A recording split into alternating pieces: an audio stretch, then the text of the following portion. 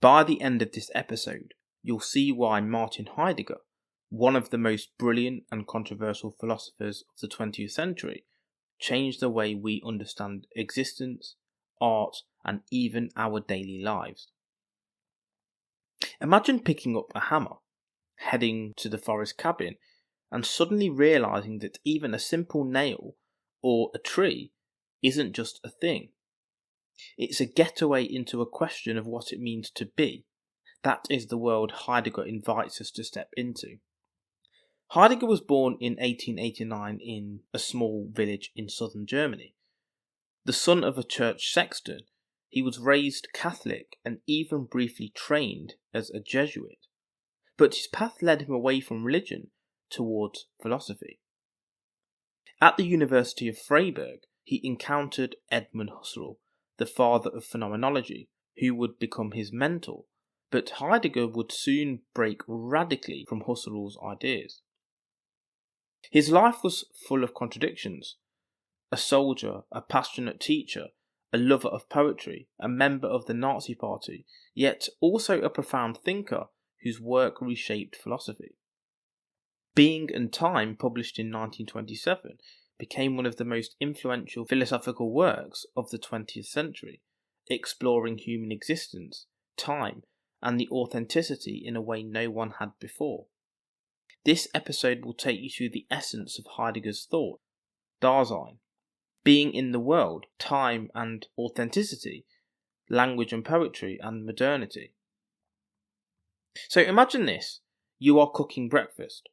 You reach for the frying pan, crack an egg and stir the contents. You don't think about every step. The actions flow naturally. You are absorbed, focused, yet unconsciously aware. This effortless engagement is what Heidegger calls Dasein, the being there, or the being for whom existence itself is meaningful.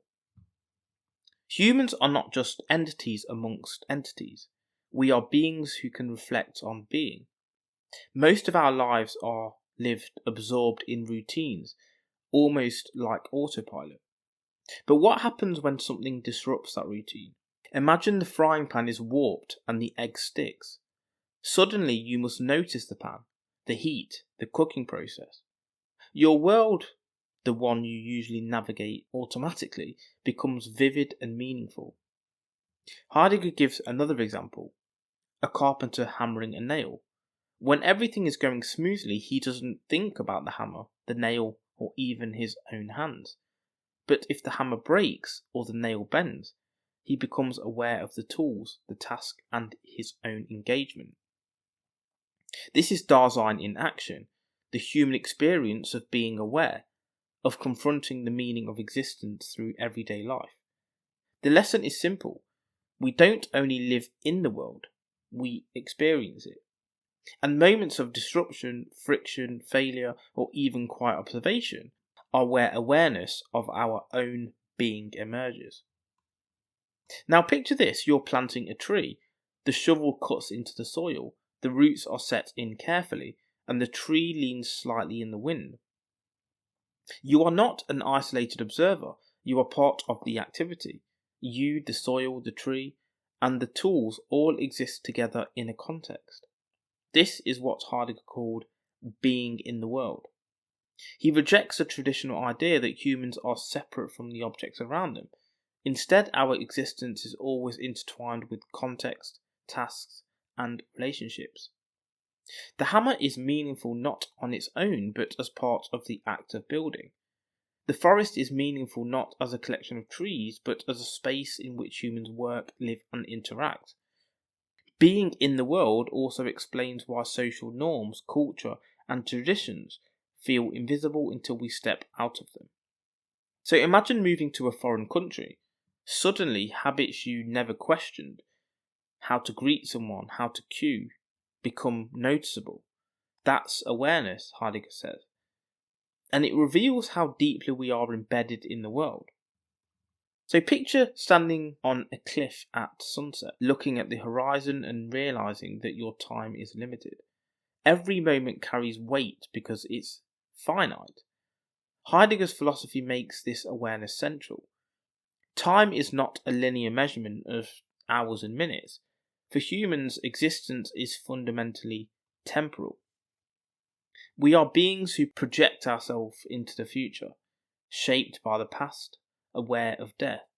This creates anxiety, the feeling of realizing life is finite and the rules we follow may be arbitrary. Heidegger identifies two responses: inauthenticity, fleeing anxiety by conforming, immersing in routines and ignoring our finite experiences. Think of someone endlessly scrolling social media to distract themselves from life's bigger questions.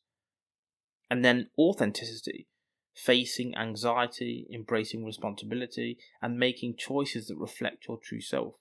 Imagine an artist deciding to create a painting despite uncertainty about success. That act of courage in alignment with one's being is authenticity. Time and anxiety, for Heidegger, are not threats. They are the doorway to living a life that is fully your own. So, imagine now you're walking through a forest at dawn. The sunlight catches on leaves. A stream gurgles nearby. How you describe it, poetically, scientifically, or practically, changes your experience. Heidegger believes that language is not neutral. It shapes how the world reveals itself to us. Poetry, more than philosophy or even science, opens us to the truth of being. In The Origin of the Work of Art, Heidegger argues that art allows us to dwell authentically in the world.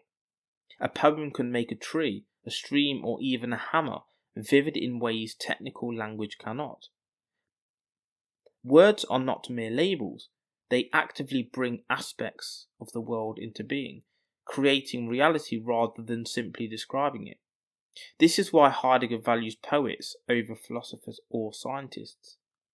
Through poetry, we reconnect with meaning, with authenticity, and with deep structures of our existence. Now imagine the modern world. Skyscrapers, smartphones, endless notifications. Modern humans are uprooted from nature, tradition, and even from themselves.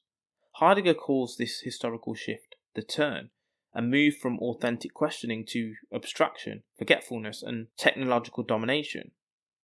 Modern life produces a unique anxiety. We feel alienated even though we are constantly connected. The Greeks experienced life rooted in the natural world. Medieval humans saw themselves in relation to God. Modern humans see themselves as isolated subjects, objects to be controlled or used. Heidegger believed that recognizes this alienation is the first step towards recovery.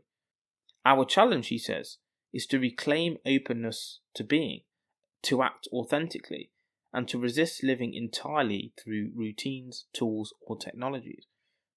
Even in a fast-paced modern world, we can cultivate moments of awareness, presence, and connection to our own existence. So Heidegger confronts us with existence itself. He teaches that even a hammer, a poem, or a doorknob can illuminate the question of being. Life is lived, not theorized. Anxiety is not a weakness, it's a guide. Time is not just ours, it is the medium through which authenticity emerges. And language is not just words, it's the canvas of which our world comes alive.